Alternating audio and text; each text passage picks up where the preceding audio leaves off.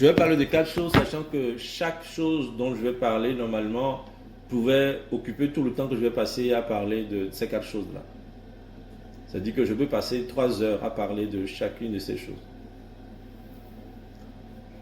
Mais je vais essayer de... Voilà. Certaines choses, on les a déjà vues, on en a un peu parlé. Je vais essayer de survoler.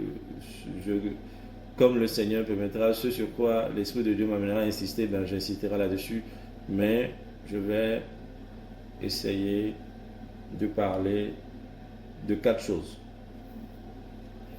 La première chose,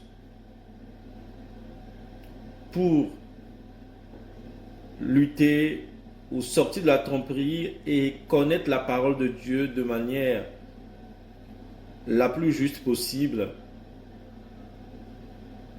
c'est l'engagement dans la quête de la connaissance de Dieu. L'engagement, c'est la première chose. Je veux dire, mais c'est le point de départ. L'engagement.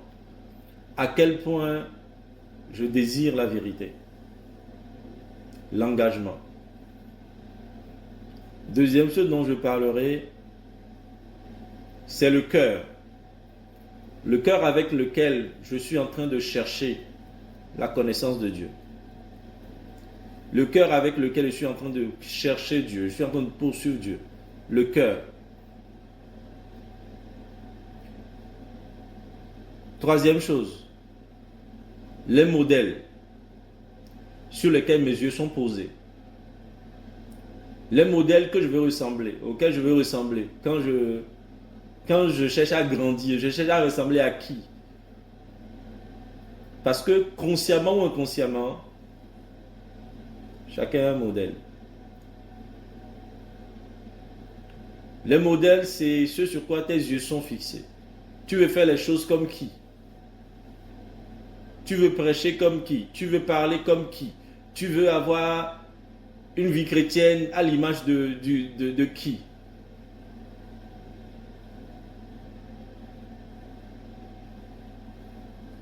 Tu veux avoir la bénédiction de qui? Quelle bénédiction tu cherches parce que tu as vu chez les autres? Le modèle que nos yeux poursuivent. Et ensuite, dernière chose, quatrième chose, la réflexion.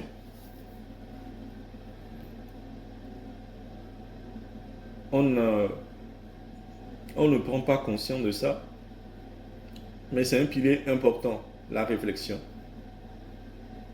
dans la Bible, pour sortir de la tromperie, pour sortir de l'erreur. Donc, engagement, le cœur, les modèles, la réflexion. C'est les 4 choses dont je vais essayer de parler brièvement aujourd'hui. S'il y a besoin que je revienne sur quelque chose, je reviendrai là-dessus. Mais le but, c'est que ce soir, nous prions que Dieu nous aide encore à arracher les trompes des éléphants qui sont encore là, présents dans la foi de beaucoup, qui sont encore là, à séduire, à limiter notre vision, notre compréhension des choses de Dieu, et qui nous font en fait persévérer en vain. Beaucoup attendent, ils attendent, mais en fait, si tu continues à attendre comme tu attends, tu ne verras jamais ce que tu attends, parce que tu es dans la tromperie. Et c'est ça l'œuvre du diable, c'est de nous faire attendre dans la tromperie, et comme on n'aura jamais la chose, on va dire que Dieu est menteur. Alors que c'est nous, on va dire, ah, c'est pas possible la délivrance. Ah, depuis, je ne trouve pas. Mais c'est parce que je suis dans la tromperie et j'attends que Dieu agisse. Alors que Dieu est sur le chemin de vérité. Il faut que je sorte de la tromperie pour entrer dans la vérité. Donc je vais commencer par le premier test, par le premier sujet, l'engagement. On va prendre le livre des Proverbes. Maï saï mabe kalelal. Soka mabeli. Alléluia. Le livre des Proverbes.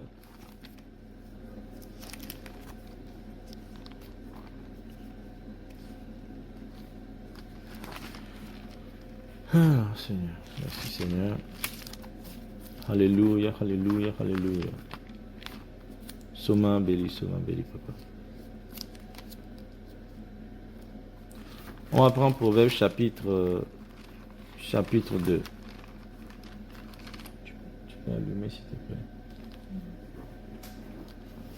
plaît. Alléluia. Proverbe chapitre 2, quelqu'un va lire du premier verset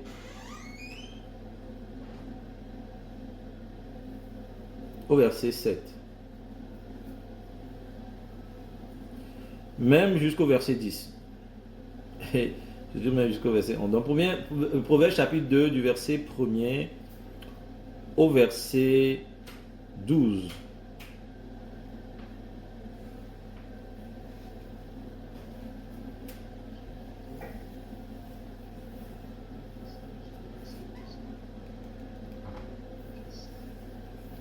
tu reçois mes paroles, si tu gardes avec toi mes préceptes, si tu rends ton oreille attentive à la sagesse, si tu inclines ton cœur à l'intelligence, oui, si tu appelles la sagesse et si tu élèves ta voix vers l'intelligence, si tu la cherches comme l'argent, si tu la poursuis comme un trésor, alors tu comprendras la crainte de l'Éternel, tu trouveras la connaissance de Dieu.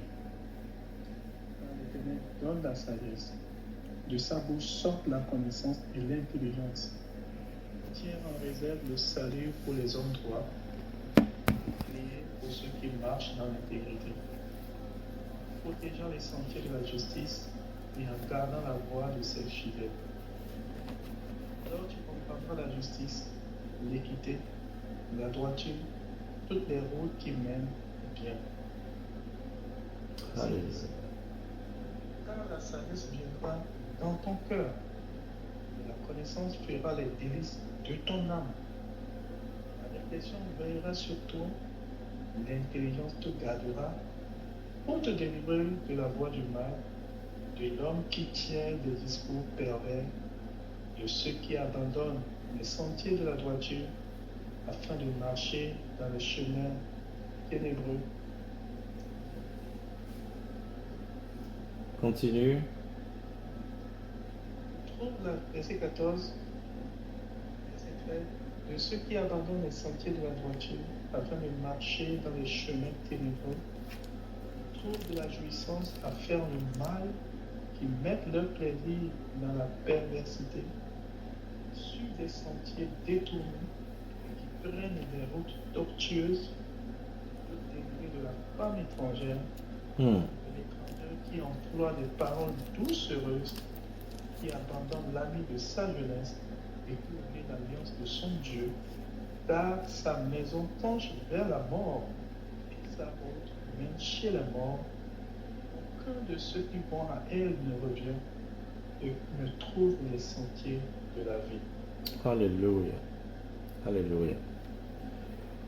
Donc, si je reprends d'abord par le verset 10, il est dit, car la sagesse viendra dans ton cœur et la connaissance sera le délice de ton âme. La réflexion veillera sur toi. Donc, trois choses. La sagesse viendra, la connaissance sera là, la réflexion veillera sur toi, l'intelligence te gardera. Et le verset 12, pour te délivrer de la voie du mal. Alléluia. De l'homme qui tient des discours pervers, de ceux qui abandonnent les sentiers de la droiture afin de marcher dans les chemins ténébreux. On est en train de parler de la délivrance d'un chemin tortueux. On est en train de nous parler de comment on en arrive à être délivré de la voie du mal, du chemin du mal. Comment on en arrive à être délivré des gens qui tiennent des discours pervers. Comment on en arrive à être délivré de la tromperie. Comment on en arrive à être délivré des gens qui trouvent de la jouissance à faire le mal. À être délivré des gens qui mettent leur plaisir dans la perversité. Comment peux-tu être délivré des prédications ou délivré des envies de perversité, de méchanceté, de mal, d'insensé? Comment tu en arrives à être délivré? de l'abandon de l'ami de ta jeunesse, de l'oubli de l'alliance de Dieu. Oublier l'alliance de Dieu. Si tu oublies tes alliances avec Dieu, à chaque fois que tu veux faire des choses avec Dieu, tu oublies. Si tu n'arrives pas à demeurer sur le chemin de la justice, c'est que tu as besoin d'être délivré de cette entité-là qui t'amène sur la voie de l'abandon de l'alliance. Cette entité qui t'amène sur l'abandon des voies de la justice pour t'amener sur les voies du mal. Donc il est ici question de la délivrance, de la tromperie, de la délivrance des voies du mal, de la délivrance de l'impiété, de la délivrance de la déloyauté, parce qu'on parle de ne pas être loyal à l'alliance. Ce texte nous parle de la délivrance d'une entité ou de la séduction d'une entité qui nous séduit. Et les choses qu'il énumère, qui vont être les clés de notre délivrance, alléluia, les clés de notre délivrance du mal, de la tromperie, du mensonge. Il dit la sagesse qui viendra dans ton cœur, la connaissance qui sera ta jouissance, tes délices, les délices de ton âme, la connaissance qui y aura dans ton âme, la réflexion qui veillera sur toi, parce que c'est une chose d'avoir la connaissance, c'est pas suffisant. La réflexion, c'est pour ça que j'ai mis la réflexion en fait parce que c'est quelque chose à part entière. Et l'intelligence qui te gardera. La connaissance, la réflexion, l'intelligence, ces trois choses-là vont ensemble. La sagesse d'ailleurs aussi est un peu inclue. Et donc le Seigneur est en train de nous dire que il donne la clé pour nous délivrer de l'infécondité, la clé pour nous délivrer de la stérilité spirituelle, la clé pour nous délivrer de l'incapacité à porter des fruits de l'esprit. Il dit cette clé-là, il dit l'Éternel donne la sagesse. Mais il ne la donne pas à n'importe qui. L'Éternel donne ses clés, mais il ne la donne pas à n'importe qui. L'Éternel donne l'intelligence, mais il ne la donne pas à n'importe qui. L'Éternel donne la connaissance, mais il ne la donne pas à n'importe qui. À qui donne-t-il cela? Il dit au verset 2, si tu rends ton oreille attentive à la sagesse. Il y a une condition. Il faut se mettre dans ces conditions-là qui sont des prérequis pour obtenir les clés de délivrance du mal et de l'impiété, de la faiblesse, de l'incapacité à sortir des griffes du malin. Il dit donc, si tu rends, mon fils, si tu rends ton oreille attentive à la sagesse, donc ton oreille attentive, donc ça veut dire tu écoutes très bien ma sagesse. Et c'est quoi la sagesse de Dieu? Lorsque le Seigneur a donné la loi aux Juifs, il va dire à Israël, cette parole, cette loi que je te donne aujourd'hui sera devant tous les peuples qui t'entourent ta sagesse et ton intelligence. Samakalia, alléluia. La parole de Dieu devient la sagesse et l'intelligence de son peuple. Et donc il dit, si tu rends ton oreille attentive à la sagesse, rendre l'oreille attentive à la sagesse, c'est rendre l'oreille attentive à la parole de Dieu, à la loi de Dieu, aux enseignements de Dieu. Si tu rends donc ton oreille attentive à la sagesse, il y a l'oreille donc, l'oreille, il faut écouter attentivement. C'est pas juste écouter, mais c'est écouter attentivement. Donc il qualifie à chaque fois l'action qu'on fait.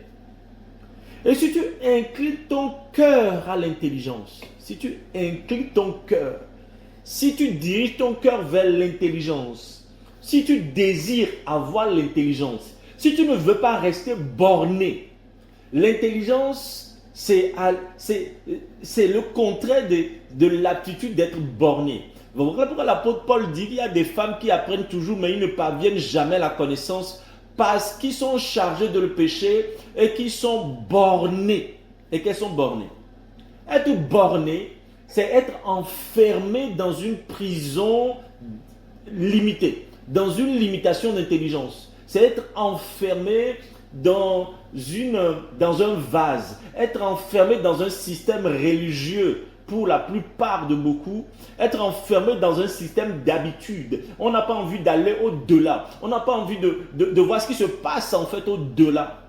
C'est être enfermé dans une doctrine sans comprendre ce qui se passe autour.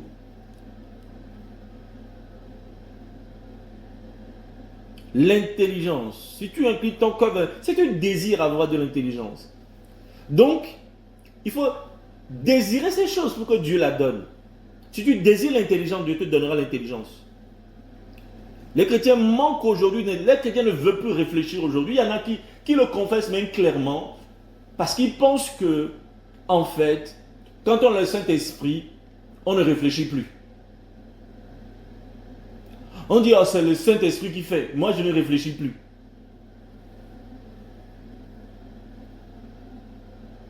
Ou on dit, le pasteur, il y a le Saint-Esprit. Donc, ce qu'il dit, pourquoi chercher encore à être intelligent? Je ne veux pas chercher à être plus intelligent que le pasteur. Je ne veux pas chercher à être plus intelligent que l'homme qui a l'onction. Je ne veux pas chercher à être plus intelligent que l'homme de Dieu. On renie l'intelligence, on rejette l'intelligence, mais là ici dit, si tu inclines ton cœur à l'intelligence, oui, si tu appelles la sagesse, si tu l'appelles, si tu demandes à la sagesse de venir dans ta vie, il faut l'appeler. La sagesse ne viendra pas tout seul, tu dois l'appeler.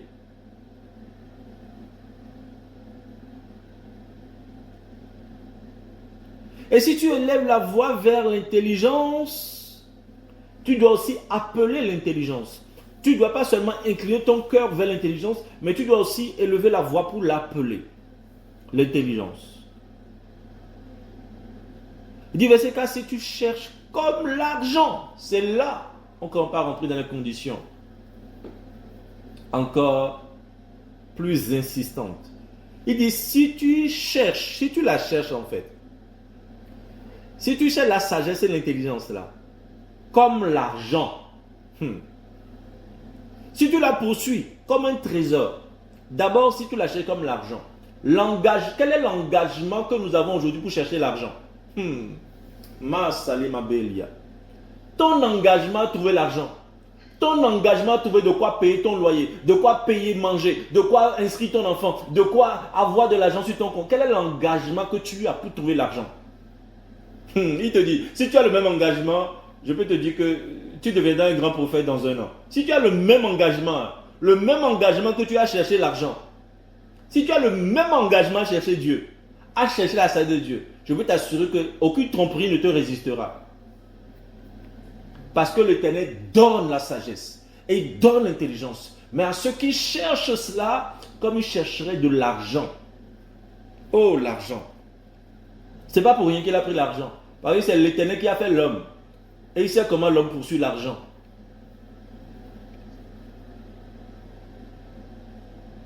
Il dit, je donne les clés de la délivrance. Mais je la donne à celui qui cherche, comme il chercherait de l'argent. Parce que la délivrance est sacrée. Parce que la délivrance a de la valeur. Je veux que celui qui cherche la délivrance comprenne la valeur de la délivrance. Et le fait qu'il le cherche comme l'argent, ça montre qu'il a compris la valeur de la délivrance.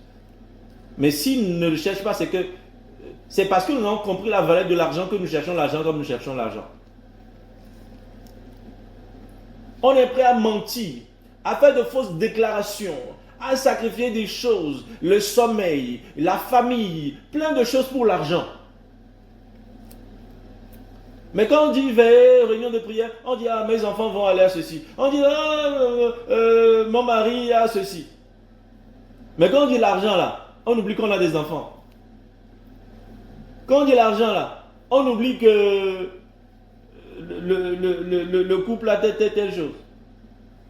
On oublie les raisons. Quand l'argent est là, en fait, on cherche des solutions. On ne trouve pas, en fait. On sait qu'il y a toujours une solution à toute chose. Mais si c'est pour chercher Dieu, On ne pense pas qu'il y a une solution à tout. On trouve des raisonnements. Ah oui, mais il pleut aujourd'hui. Ah oui, mais il y a la neige aujourd'hui. Ah oui, mais il fait trop chaud. Ah mais moi, je suis trop fatigué. Ah non, mais j'ai passé une journée difficile. Cherches-tu la sagesse de Dieu comme on cherche de l'or? C'est à ce prix-là seulement que tu pourras être délivré de la stérilité spirituelle qu'il peut y avoir dans ta vie. C'est à ce prix-là que tu pourras connaître la parole de Dieu. Quand tu entends quelqu'un là, et tu as l'impression que la personne, tu sens, tu reconnais que la personne a la parole de Dieu. Après, c'est que en fait, cette personne-là a payé un prix pour l'avoir. Il faut savoir que cette personne-là l'a cherché. Parce que personne ne trouve Dieu comme ça, ne connaît Dieu profondément sans l'avoir cherché. Il dit on ne se fatigue pas pour trouver Israël. On l'a comme une prostituée, on la trouve au coin à sa saison. Mais moi l'Éternel, je ne suis pas une prostituée. On ne me trouve pas en fait quand on veut. Pour me trouver là, il faut me chercher. Il dit tu as un Dieu qui se cache au Dieu d'Israël. C'est un Dieu qui se cache. Il faut le chercher pour le trouver. Et pas le chercher comme une prostituée à qui il faut juste payer, on paye son truc et puis on l'a. Non, il dit moi je ne suis pas une prostituée à qui vous payez, puis vous payez votre truc et puis vous savez déjà quel salaire lui payer, vous savez déjà combien ça coûte. Non, vous ne savez pas combien moi me trouver coûte. C'est moi qui vous indiquerai ce que ça va vous coûter de me trouver. Une prostituée, on connaît son tarif déjà. Mais Dieu, c'est lui qui t'indiquera le tarif, le prix à payer.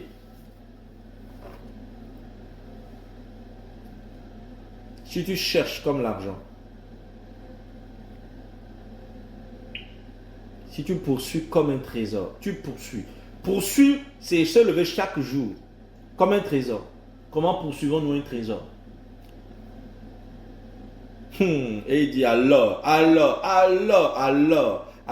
là, tu comprendras la crainte de l'Éternel. Tu ne comprends toujours pas aujourd'hui la crainte de Dieu? Tu ne comprends pas ce que c'est que la crainte de Dieu? Tu ne comprends pas ce que c'est que vivre telle consécration de Dieu? Tu ne comprends pas ce que c'est que donner sa vie pour Dieu? Tu ne comprends ce que c'est que vivre pour Dieu? Eh bien, c'est parce que, en fait, tu ne l'as pas cherché de sorte à ce qu'il puisse se révéler à toi. Il dit alors seulement là, alors seulement, à ces conditions seulement. Le alors signifie que c'est seulement à ces conditions que le Dieu d'Israël, il révèle ce que c'est que la crainte de l'Éternel. La crainte de l'Éternel. Il faut poursuivre Dieu donc pour comprendre ce que c'est que la crainte de l'Éternel. C'est-à-dire que beaucoup parmi nous ne comprenons pas ce que c'est que la crainte de l'Éternel en fait.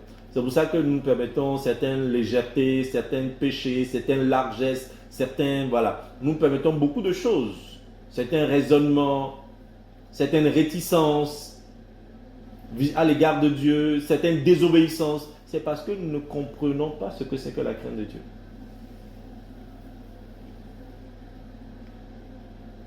Il dit alors tu comprendras la crainte de l'Éternel et tu trouveras la connaissance de Dieu.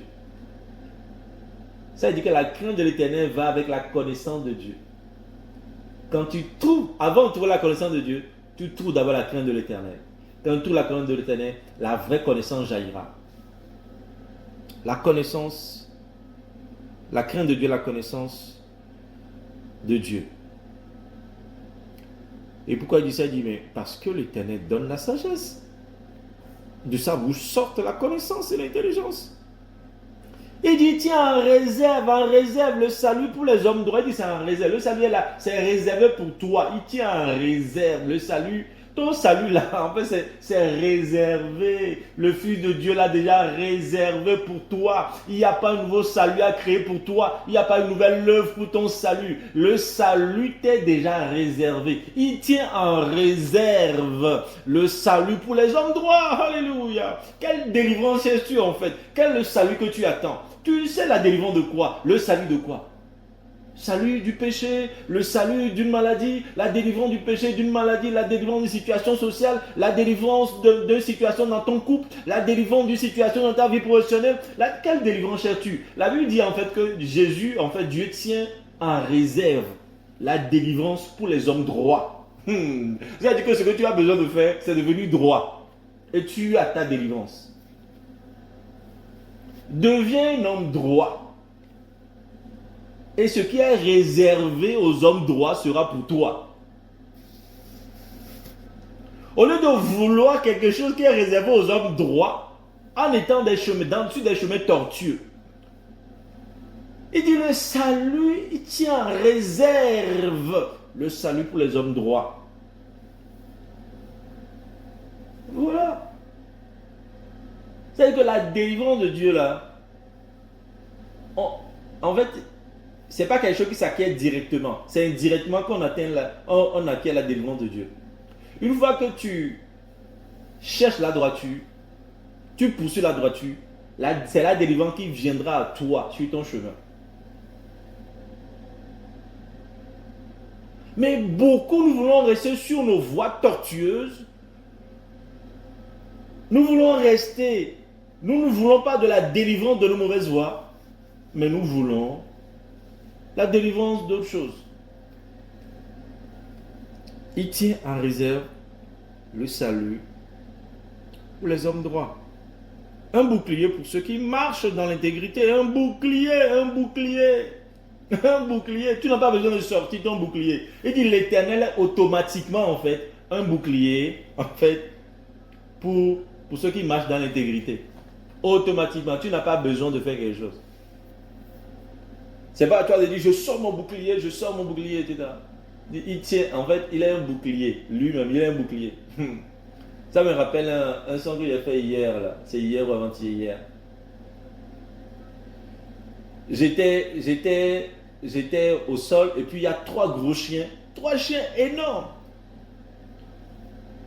Qui ont foncé pour moi, qui voulaient me détruire, les 3 contre 1.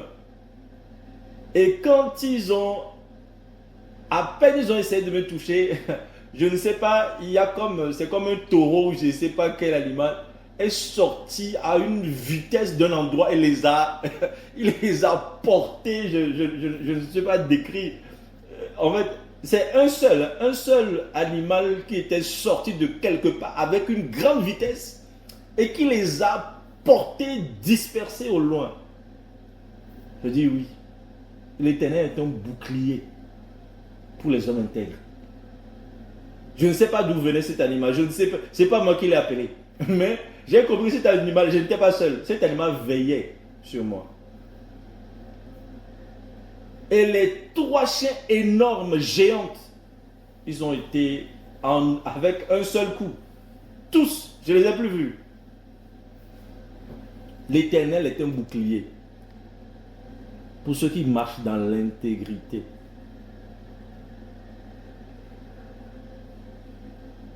En protégeant les sentiers de la justice et en gardant la voie de ses fidèles. Alors tu comprendras la justice, l'équité, la droiture, toutes les routes qui mènent au bien. Je ne vais pas m'étaler là-dessus parce qu'on a plusieurs choses à voir. Le point clé ici, c'est de voir le niveau d'engagement que Dieu demande pour donner sa sagesse, pour délivrer de la tromperie, pour délivrer des voix, des faux messagers, des faux prédicateurs, des fausses doctrines. Pour nous délivrer des prédicateurs de fausses doctrines, il nous faut que nous-mêmes nous recherchions de manière engagée, comme on recherche de l'or, la parole de Dieu. Alors à toi de voir ton niveau d'engagement ce soir. Ton niveau d'engagement. Quel est ton niveau d'engagement? C'est à toi de voir ça. C'est par là que tu commences. C'est par là que tu commences.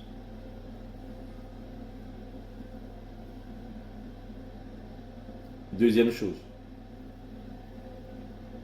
Le cœur. On a déjà parlé du cœur à différentes fois. Mais on va prendre 2 Corinthiens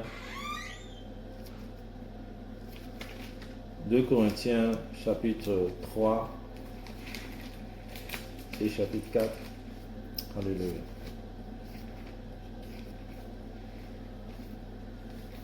Et sur ce groupe, le Seigneur a montré beaucoup Attends, même que certaines personnes qui sont malades au milieu de nous, ils n'ont pas la guérison parce que, à cause de l'état de leur cœur. Là où je vous parle de révélation, de ce que Dieu a révélé sur certaines personnes. Parce que le cœur, justement on parlait de voiture tout à l'heure, le cœur ont de mauvais fruits, ont des caractères qui répugnent le Seigneur. Les envies, c'est pas agréable à Dieu. Certains, c'est à cause des vaines consolations qui sont toujours dans cet état. On va prendre 2 Corinthiens. Alléluia. Sama kali mabe sabelalia. Mokale mabele, mokale mabele. Merci Seigneur. Alléluia. On va lire d'abord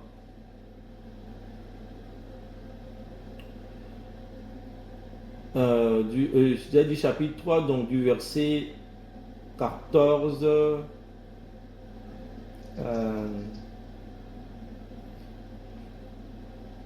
du verset 14 au verset 18, donc à la fin, et ensuite chapitre 4 du verset 1er au verset 6. Donc 2 Corinthiens chapitre 3 du verset 14 au verset 18 d'abord. 2 Corinthiens chapitre 3 verset 14 au verset 18. Mais ils sont devenus durs d'entendement, car jusqu'à ce jour, le même voile demeure quand ils font la lecture de l'Ancien Testament et ils ne se lèvent pas, parce que c'est en Christ qu'il disparaît. Jusqu'à ce jour, quand on lit Moïse, un voile est jeté sur le cœur, mais lorsque les cœurs se convertissent au Seigneur, le voile est ôté.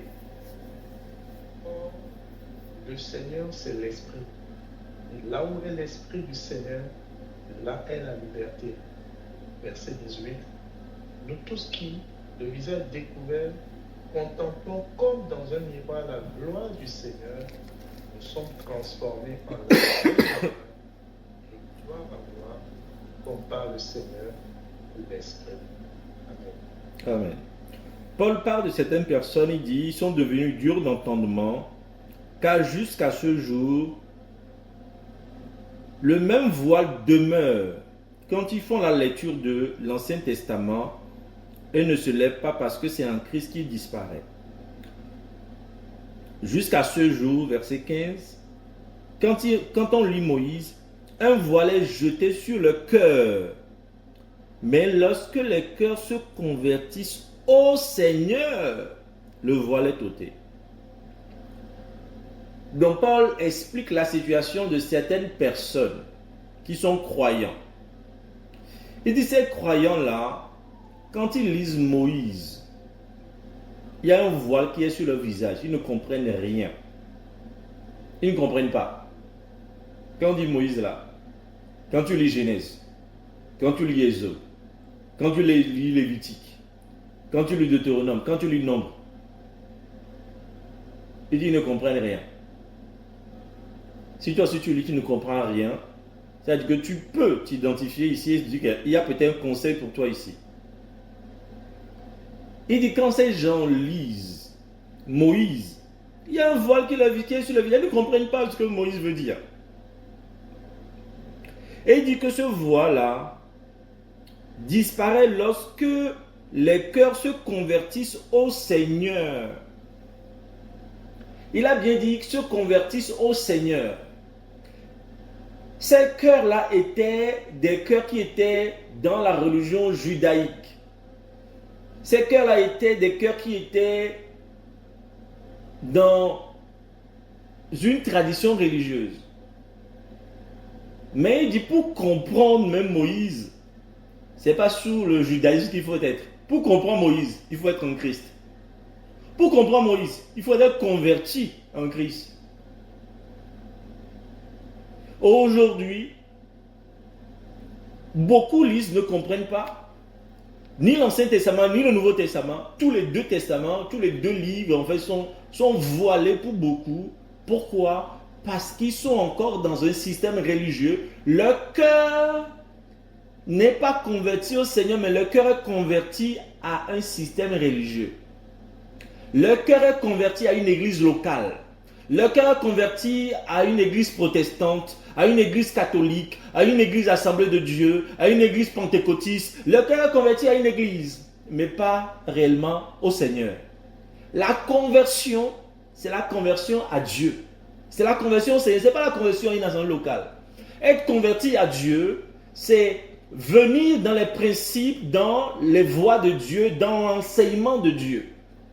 Mais être converti à une église locale, c'est venir dans les enseignements de l'église locale. Parce que les enseignements de l'église locale peuvent être différents des enseignements de Christ. Mais beaucoup sont dans des systèmes, ils défendent juste des assemblées locales, ils défendent juste des systèmes dans lesquels ils sont nés, mais ils ne sont pas vraiment, je ne sais pas savoir s'ils sont vraiment en Christ, s'ils sont convertis en Christ, ou s'ils sont convertis juste dans les habitudes de leur assemblée locale. Mes amis, cette séduction-là, je proclame cette séduction-là parce que c'est une réalité. Beaucoup, en réalité, ils savent défendre les doctrines de leur assemblée locale, mais ils ne savent pas défendre la doctrine de Dieu. Ils ne savent pas défendre la Bible. Si tu n'es pas capable de m'expliquer les choses que tu fais par la Bible, c'est que tu es converti à un système religieux et non pas au Seigneur. Quand tu es converti au Seigneur, tu utilises les paroles du Seigneur pour expliquer ce que tu fais. Quand tu es converti à une assemblée locale, tu utilises les termes, les paroles de ton assemblée locale pour expliquer ce que tu fais. Alors, à quoi as-tu recours quand tu veux défendre, tu veux parler de ta foi? Tu as recours à quoi? Tu as recours à la Bible? Ou tu as recours aux versets disparates que tu reçois de ton assemblée locale? Quelle est ta connaissance qui vient de la parole de Dieu? Je ne dis pas la connaissance qui vient de ton assemblée locale. Quelle est la connaissance qui vient de la parole de Dieu? Qu'as-tu reçu de la parole de Dieu? Qu'as-tu compris de la parole de Dieu? Que peux-tu expliquer à travers la parole de Dieu? Et non pas nous, nous dans notre truc, nous dans notre assemblée, nous chez nous les baptistes, chez nous les protestants, chez nous les cathos. Qu'as-tu reçu? Est-ce que tu parles avec la parole de Dieu ou tu parles avec ton assemblée locale? Avec quoi défends-tu ta foi? Avec quoi défends-tu ton espérance? Avec quoi défends-tu ta sainteté? Avec quoi défends-tu ton salut? Avec la parole de Dieu ou avec la parole de ton pasteur? Comment sais-tu que tu es sauvé? Parce que ton pasteur te l'a dit? Parce que l'église te l'a dit? Ou parce que tu as rencontré celui qui a dit, voici ce que je ferai, la nouvelle alliance que je ferai dans leur vie, je l'écrirai dans leur cœur, et tous me connaîtront du plus petit jusqu'au plus grand, parce que je pardonnerai leurs péchés. Alléluia. As-tu une conscience, une connaissance du pardon de ton péché? Et de quelle manière? Est-ce parce que tu as été fait ta confession à un prêtre ou à un pasteur, à quelqu'un, c'est ça qui te dit que tu es sauvé? Ou c'est parce que tu as rencontré celui qui donne le Saint-Esprit?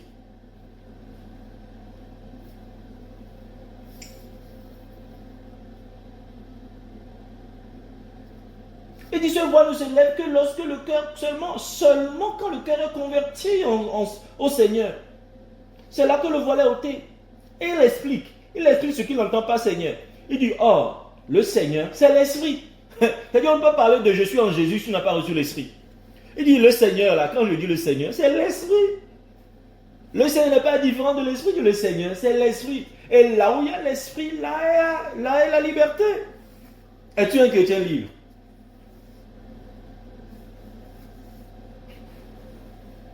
Es-tu un chrétien libre?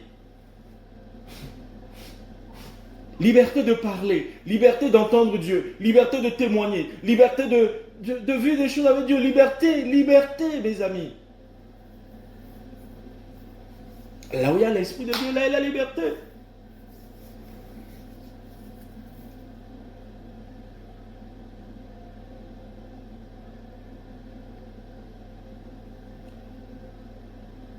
Donc voilà le problème qu'il y a dans nos cœurs. Il y a besoin, si le cœur n'est pas converti, on aura du mal à comprendre la parole de Dieu. Et la conversion, c'est pas une cérémonie. C'est pas parce que, oublie les cérémonies que tu as faites. Oublie que tu es passé dans les eaux du baptême. Oublie ça. Ça, c'est pas la conversion. La conversion, l'attestation de la conversion, c'est ce qu'il dit ici. C'est l'esprit. Quand le cœur se convertit au Seigneur, alors l'esprit du Seigneur vient dans le cœur. Tous les cérémonies que tu as, est-ce que tu sens toi-même que l'esprit du Seigneur est dans ton cœur? Si tu ne sens pas que l'esprit du Seigneur est là, c'est que tu as besoin de convertir ton cœur au Seigneur. Tu es peut-être dans les assemblées, même des assemblées de réveil depuis longtemps. Tu es dans les assemblées de réveil, mais tu n'es pas converti. J'ai été dans les assemblées de réveil. Beaucoup ne sont pas convertis dans les assemblées de réveil. Ils sont convertis au réveil, mais pas au Seigneur. Ils sont convertis au miracle, mais pas au Seigneur. Ils sont convertis même à la puissance de Dieu, mais pas au Seigneur. Ils sont convertis à l'évangélisation, mais pas au Seigneur. Tu peux être converti à plein de choses, hein? Mais être converti au Seigneur, c'est autre chose. Hein? C'est pour ça qu'on précise bien converti au Seigneur.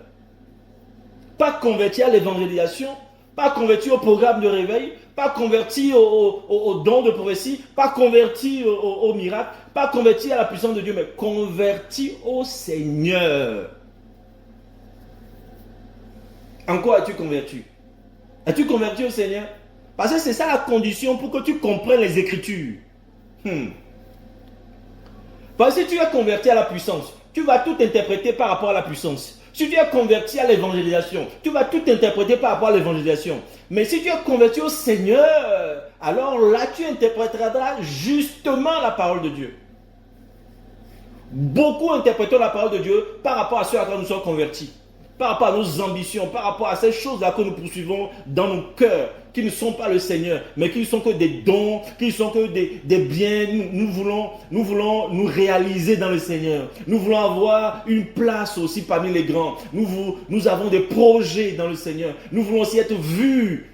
Et nous sommes convertis à ces choses, mais pas au Seigneur. Ah oui, mes amis, la tromperie, mes amis, la tromperie. Pourquoi pensez-vous que, comment vous pouvez expliquer qu'on est en train de prier pour la sagesse de Dieu? Dieu montre qu'il y a un éléphant qui est en train de tirer l'eau. Beaucoup, c'est la trompe. Nous tirons l'eau avec la tromperie. Nous méditons avec la tromperie. Nous étudions la parole de Dieu avec la tromperie. Nous poursuivons la parole avec la tromperie. Il y a une tromperie qui est rentrée dans l'étude, dans la connaissance de beaucoup. Sama kalima belia sabelia. Beaucoup ne sont pas convertis au Seigneur. Beaucoup ne boivent plus à l'eau du Seigneur. Ils boivent à l'eau de leurs ambitions. Ils boivent à l'eau de leur espérance. Ils ne boivent plus à l'eau du Seigneur. À quelle eau bois-tu? Avec quoi tires-tu l'eau? Avec une trompe de tromperie? Avec une trompe d'éléphant?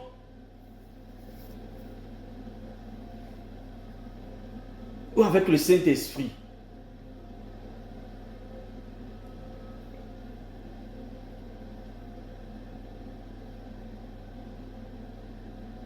Il dit c'est la conversion qui est la clé. Les problèmes de nos cœurs, les blessures, les rejets, les manquements, les tristesses, la peur de perdre ceci, la peur de perdre ma famille, la peur de perdre mon mariage, la peur de perdre mon emploi, la peur de perdre ma place à l'étranger, la peur de retourner au pays, la peur de. Et la peur fait que nous sommes facilement trompés. Celui qui a peur, il va commencer par s'approcher de la parole de Dieu juste pour sortir de la peur. Juste pour qu'est-ce qui peut m'éviter de perdre? Qu'est-ce qui peut m'éviter ça? Il ne poursuit plus le Seigneur librement, mais il poursuit le Seigneur par une peur de perdre quelque chose.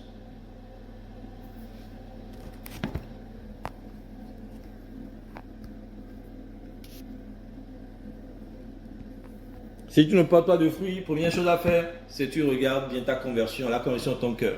Es-tu converti à, tu as converti à quoi? Tu es converti à quoi?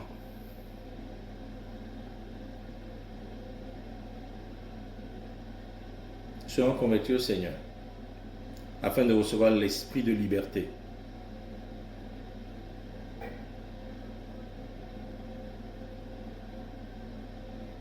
Alléluia.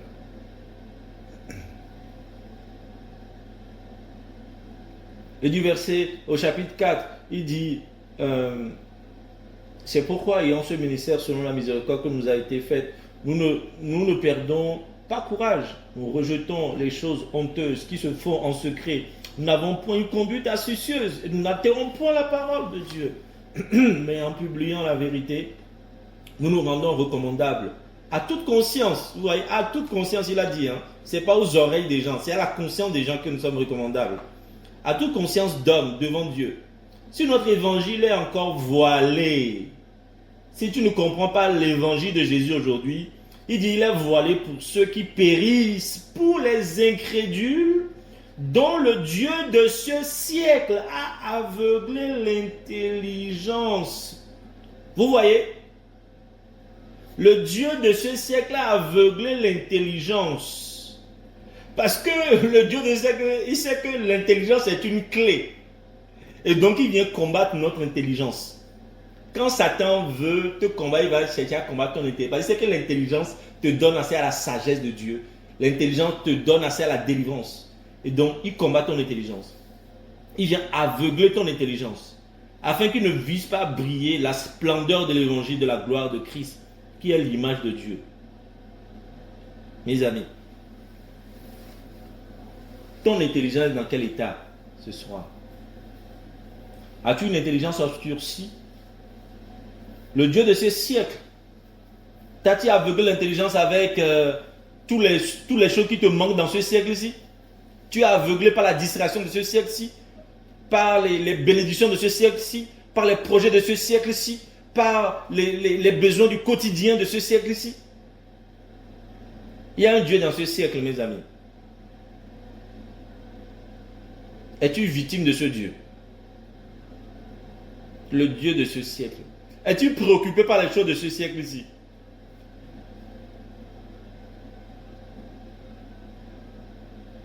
Et d'ici notre évangile est voilé. Alléluia.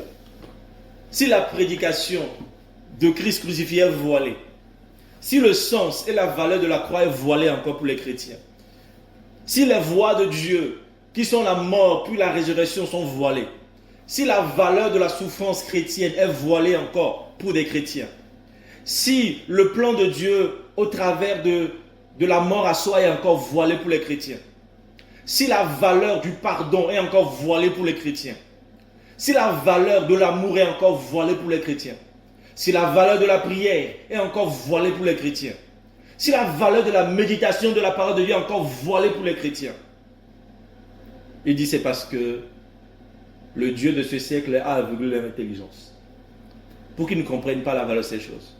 Parce que s'ils avaient l'intelligence qui était délivrée, ils allaient comprendre la valeur de ça. Ils allaient comprendre pourquoi il faut chercher cela comme de l'argent. Est-ce que vous voyez comment tout cela se réunit? Quand la chose est voilée, c'est qu'on n'aperçoit pas la pleine valeur de la chose. Satan vient diluer la valeur du royaume à nos yeux. Satan vient diluer avec son voile la valeur de la croix à nos yeux, la valeur des choses saintes. Il vient diluer la valeur des promesses de Dieu à nos yeux. Il vient atténuer la gloire de Dieu à nos yeux. Ce qui devait être la gloire de Dieu ne devient que quelque chose de normal.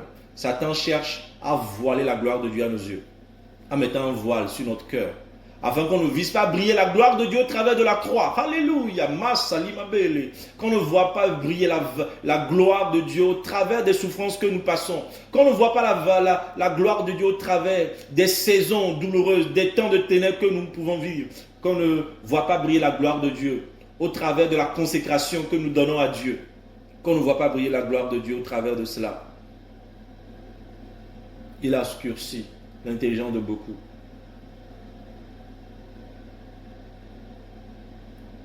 Et c'est ça, une délivrance dont nous avons besoin. Et cette clé est simple, la conversion de nos cœurs. Et comment concrètement? Je peux commencer par examiner mon cœur pour savoir si je suis converti à un système ou au Seigneur. Il faut que tu sois désormais attentif. Les choses que tu vis, que tu expérimentes dans ta foi, ou que tu poursuis dans ta foi, commence par trouver des appuis bibliques à cela. Commence par voir, est-ce que c'est écrit où? J'ai toujours fait ça, mais est-ce que je vais commencer par chercher des textes qui montrent que c'est comme ça qu'il faut vivre? J'ai toujours poursuivi ça, mais je vais commencer par voir dans les Écritures, c'est comme ça que les anciens vivaient. Est-ce que c'est comme ça que les apôtres parlaient? Est-ce que c'est comme ça que les apôtres priaient? Est-ce que c'est comme ça que les apôtres... c'est les projets que les apôtres avaient? Est-ce que c'est les projets que les gens avaient dans la Bible? Tu vas commencer par, en fait, amener un fondement biblique, à faire entrer un fondement biblique petit à petit dans ma vie chrétienne. De sorte que ma vie, après un certain temps, soit bâtie sur la parole de Dieu et non plus sur les habitudes de mon assemblée. Ce n'est pas forcément que les habitudes de mon assemblée sont fausses, mais c'est que tant que je ne saurai pas justifier, je ne saurai pas démontrer ma foi par la parole de Dieu, je suis esclave de mon assemblée. Je suis esclave des hommes. Je suis esclave d'un système et non pas esclave du Seigneur. Donc il faut que chacun commence par amener un fondement biblique dans sa foi. Dans sa foi. Chacun amène une sagesse. Que ce que nous vivons, ce que nous faisons, soit justifié par la parole. Soit justifié par la parole. Le caractère que nous manifestons, que nous poursuivons, que nous enseignons, soit justifié par la parole.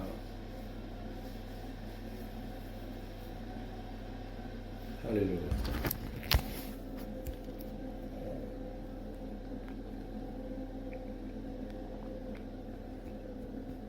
Là, je parle de la conversion du cœur. Quand on parle de la conversion du cœur, c'est une conversion qui est l'acceptation de la croix.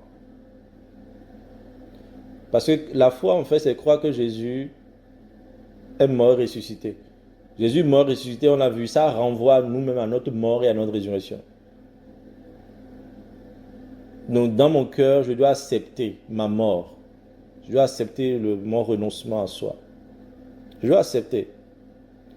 C'est à ce prix-là que, en fait, comme je suis mort, je vais pouvoir aborder les choses sans arrière-plan, sans besoin caché, voilà. J'affronterai les choses comme un nouveau-né. Je ne serai pas sur la défense, mais je serai dans la découverte de Dieu. Il faut mourir pour découvrir Dieu, en fait. Il faut mourir pour découvrir Dieu. Tel qu'il est, dans son intégrité.